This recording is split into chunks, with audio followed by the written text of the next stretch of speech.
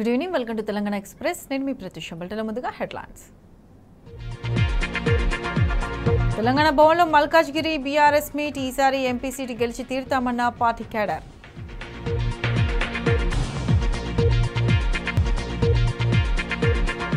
హామీలు అమలు చేయకుండా తప్పించుకుంటున్న కాంగ్రెస్, ప్రజా కోర్టులో ఎండగట్టాలని బీఆర్ఎస్ నేతల పిలుపు.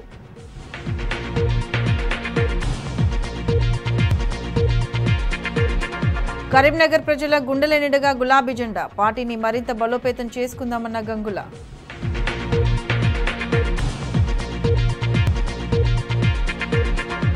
యాదాద్రిని దర్శించుకున్న కేంద్ర మంత్రి ఆర్కే సింగ్. ఆలయ నిర్మాణం అద్భుతంగా ఉందని ప్రశంసలు.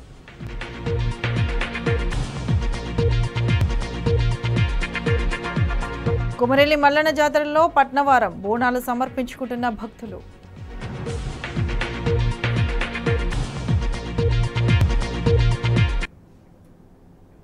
తెలంగాణ భవన్లో మల్లారెడ్డి మాట్లాడుతున్నారు. ఇప్పుడు లైవ్ చూద్దాం. ప్రజలు ఎవరు సీఎం ఉంటే వాళ్ళు ఉంటారు. ఇప్పుడు లేడా డిప్యూటీ సీఎం కూడా? మేము వద్దన్నమా? ఇలా సెక్రటరీలో పోయి కూర్చుంటలేరా? అది మా సొంతం భవనమా? అది సెక్రటరీ ప్రజల భవన్, ప్రజల కోసం కట్టించినాం. ఏదో ఒక రేకులు వీకేసి ఆ సీకులు వీకేసి మేము దర్బార్ చేసినాం. చెయ్యి దర్బార్, వచ్చిన తీసుకో, కంప్లైంట్స్ అన్ని రిసీవ్ చేసుకో, వాళ్ళన్నీ క్లియర్ చేయి.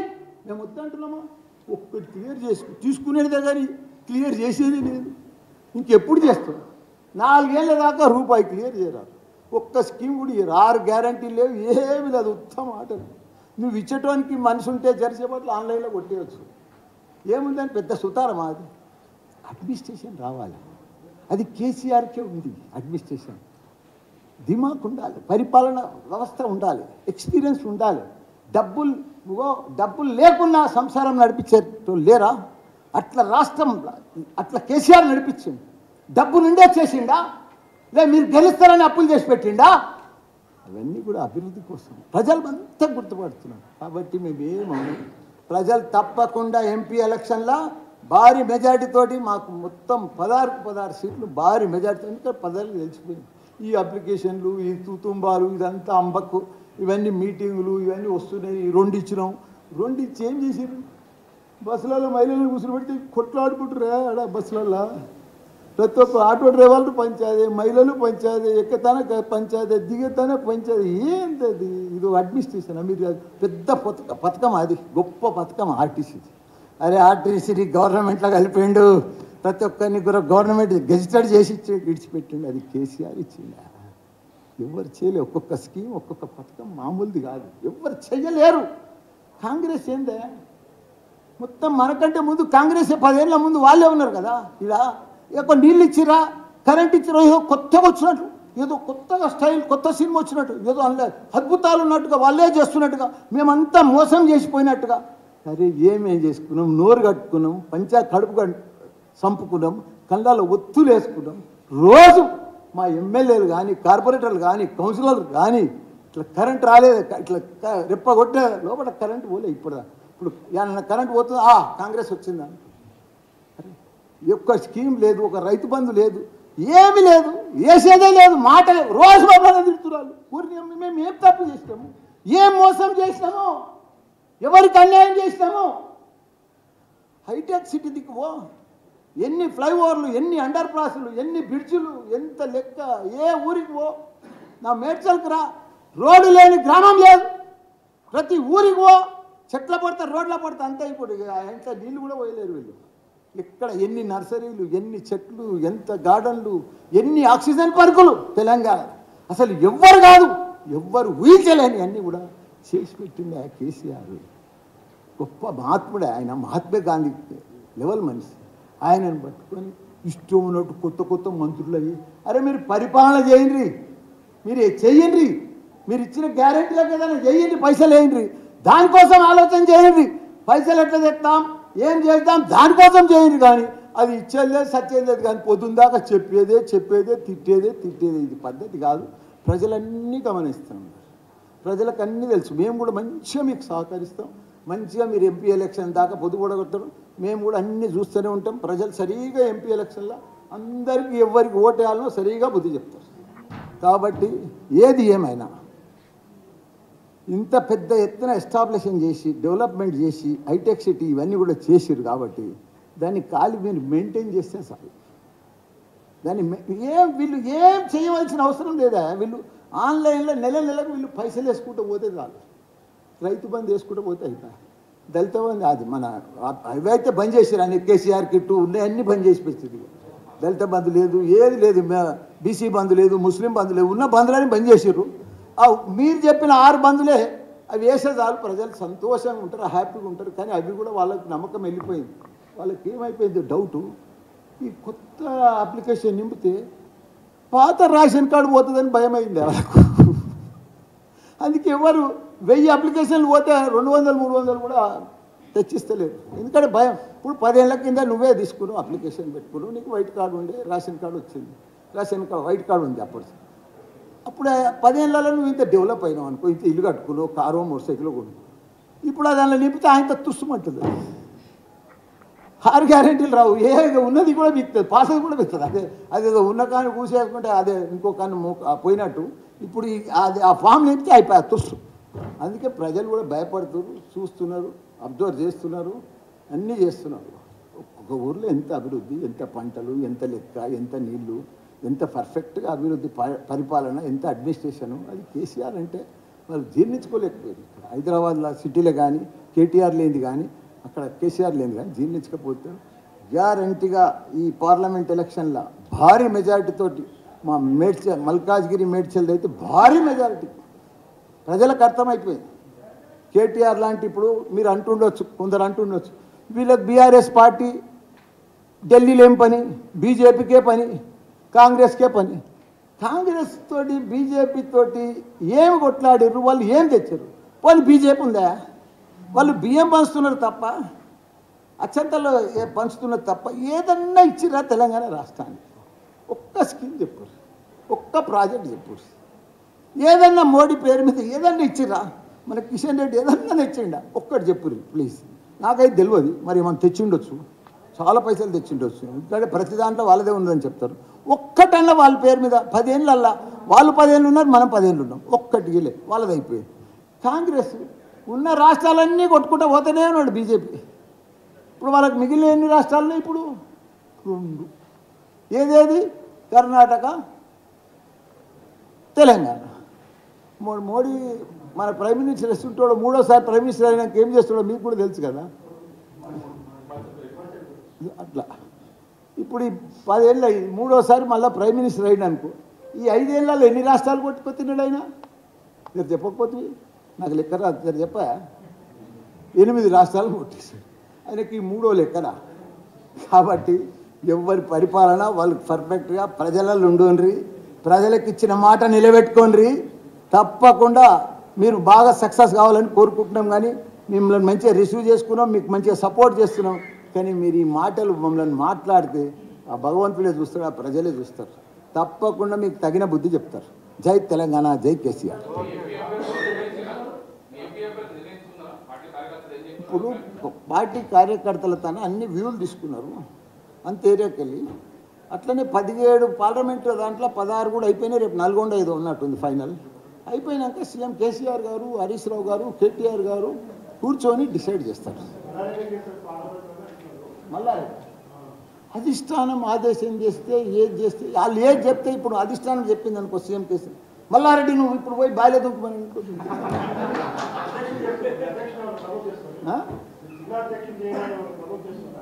జిల్లా అధ్యక్షుని, అది పార్టీయే కదనా. జిల్లా అధ్యక్షుడు మల్లారెడ్డి కొడుకు కోడలు అని మీకు రకరకాల డౌట్స్ ఉన్నాయి. మీకు ఆ డౌట్స్ అని వద్దు. చేవేళ్ళ అంటే సిట్టింగ్ కదా, సిట్టింగ్ ఎంపీ ఆయన. చేవేళ్ళ డిసైడ్ అయిపోయింది ఉండొచ్చు, మేబీ నాకు ఐడియా లేదు. ఇంకా లోపల చాలా డిసైడ్ అయినాయా నాకు ఐడియా లేదు. ఇప్పుడు సికింద్రాబాద్ కూడా చాలా పెద్ద ఎత్తున ఉంది, మెదక్ చాలా పెద్ద ఎత్తున ఉంది. మీరు చెప్తే షాక్ అవుతారు. నాకు తెలిసినవి కూడా చెప్తే మళ్ళీ మీరు షాక్ అవుతారు. అందుకే కొన్ని తర్వాత చెప్తాను.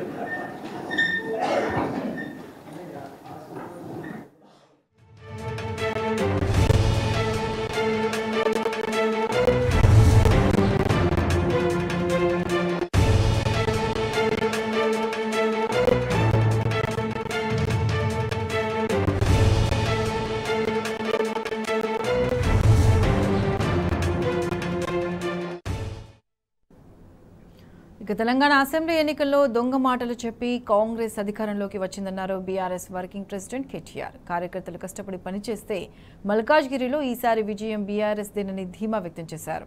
200 యూనిట్ల లోపు విద్యుత్ బిల్లులను కట్టొద్దని కాంగ్రెస్ నేతలు చెప్పారని గుర్తు చేశారు. నిరుద్యోగ భృతిపై మంత్రి భట్టి ఇప్పటికే మాట తప్పారన్నారు.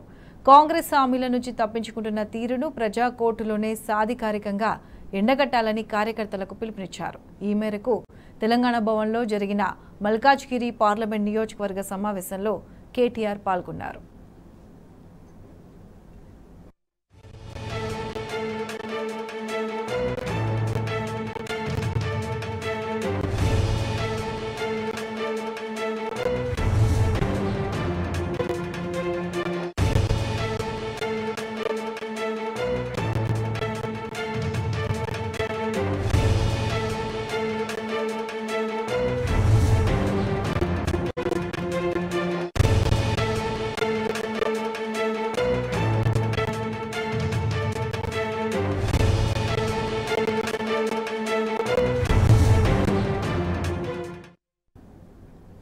పార్లమెంట్లో తెలంగాణ సమస్యల మీద పోరాడిన చరిత్ర బీఆర్ఎస్ పార్టీదే అన్నారు బీఆర్ఎస్ వర్కింగ్ ప్రెసిడెంట్ కేటీఆర్. ఎట్టి పనికైనా మట్టి పనికైనా తెలంగాణ ఏకైక గొంతుగా బీఆర్ఎస్ పార్టీని అన్నారు. అదానీ మోడీ ఒక్కటేనని ఢిల్లీలో విమర్శించే కాంగ్రెస్ దావోస్లో అదే అదానీతో పెట్టుబడుల ఒప్పందం కుదుర్చుకున్నారన్నారు. బీజేపీ కాంగ్రెస్ పార్టీలు ఒక్కటేనని స్పష్టం చేశారు. మల్కాజ్గిరిలో భారీ మెజారిటీ దిశగా కష్టపడతామని బీఆర్ఎస్ శ్రేణులకు కేటీఆర్ పిలుపునిచ్చారు.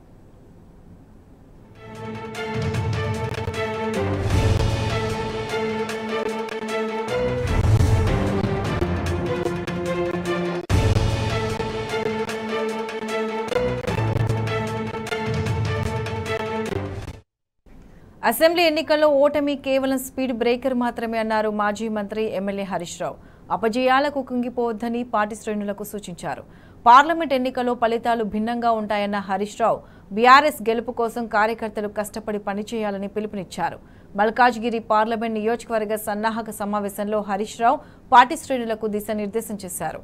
మల్కాజ్గిరి పార్లమెంట్ పరిధిలో 7ంటికి 7 అసెంబ్లీ సీట్లు గెలిచామన్న ఆయన ఎంపీ సీటు కూడా గెలుచుకోవాలన్నారు. గతంలో రేవంత్ రెడ్డి ప్రాతినిధ్యం వహించిన నియోజకవర్గంలో ఈసారి బీఆర్ఎస్ గెలిచి సత్తా చాటాలని హరీష్ రావు పిలుపునిచ్చారు.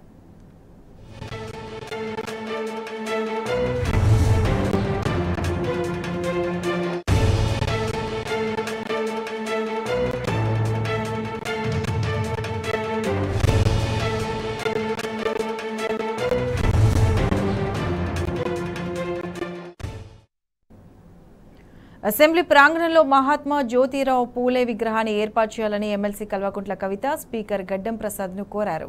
భారత జాగృతి తరపున హైదర్గూడ న్యూ ఎమ్మెల్యే క్వార్టర్స్లో స్పీకర్ను కలిసి వినతి పత్రం అందించారు.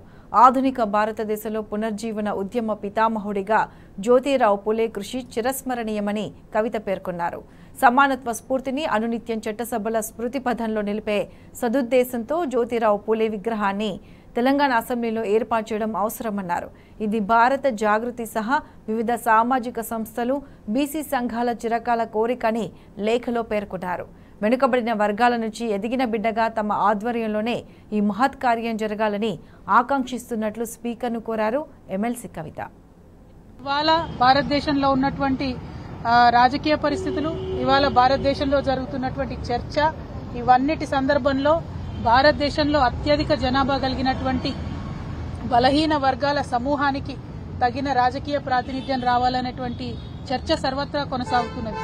ఇక్కడ ఇప్పుడు తెలంగాణ ఎన్నికల సందర్భంలో కూడా ఇప్పుడు అధికారంలోకి వచ్చినటువంటి కాంగ్రెస్ పార్టీ కూడా 42% మేము లోకల్ బాడీస్ లో కూడా బీసీలకు ప్రాధాన్యం ఇస్తామని చెప్పడం జరిగింది. Congress party, Bharatiya Janata party national లెవెల్లో కూడా బీసీల జనగణన చేస్తామని చెప్పడం జరిగింది.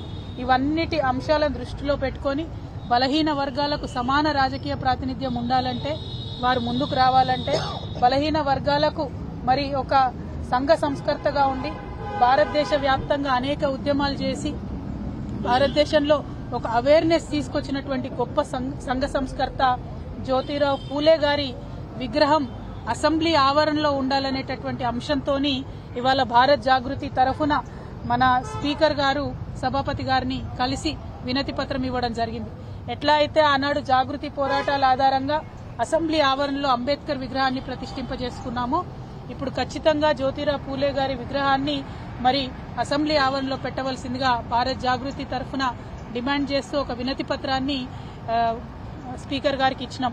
తప్పకుండా ఏప్రిల్ 11వ తారీఖు నాడు పూలే గారి జయంతి ఉంది. ఆ లోపల స్పీకర్ గారు ప్రభుత్వము స్పందించి ఒక పాజిటివ్ నిర్ణయాన్ని తీసుకుంటారని చెప్పి మేము మనస్ఫూర్తిగా భావిస్తా ఉన్నాం.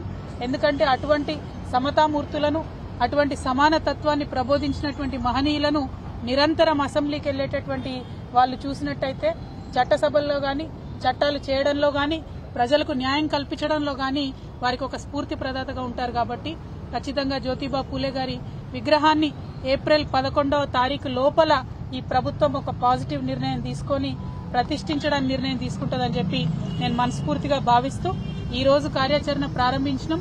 ఇవాళ నుండి ఏప్రిల్ 11th వరకు కూడా కంటిన్యూస్ గా రాష్ట్ర వ్యాప్తంగా భారత్ జాగృతి ఆధ్వర్యంలో ఇతర బీసీ సంఘాల అందరి ఒక మద్దతుతోని కూడా రాష్ట్ర వ్యాప్తంగా చర్చను లేవదీస్తాం. ప్రభుత్వాన్ని రిక్వెస్ట్ చేస్తాం. ప్రతి ఊరు నుండి, ప్రతి చోటి నుండి కూడా ఈ డిమాండ్ ప్రభుత్వాన్ని, స్పీకర్ గారిని తగిలే విధంగా మేము చేయడం జరుగుతుందని చెప్పి ఈ సందర్భంగా తెలియజేస్తూ త్వరలోనే మిగతా కార్యాచరణ అంతా కూడా ప్రకటిస్తాం.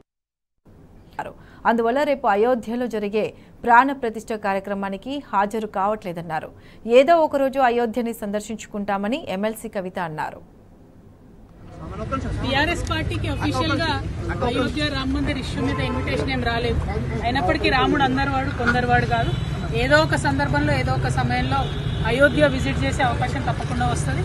పుణ్యక్షేత్రాలన్నీ కూడా సందర్శించినట్టుగా ఏదో ఒకనాడు అయోధ్యను సందర్శించుకునేటటువంటి భాగ్యం మా అందరికి కూడా కలుగుతుందని నేను భావిస్తా ఉన్నాను.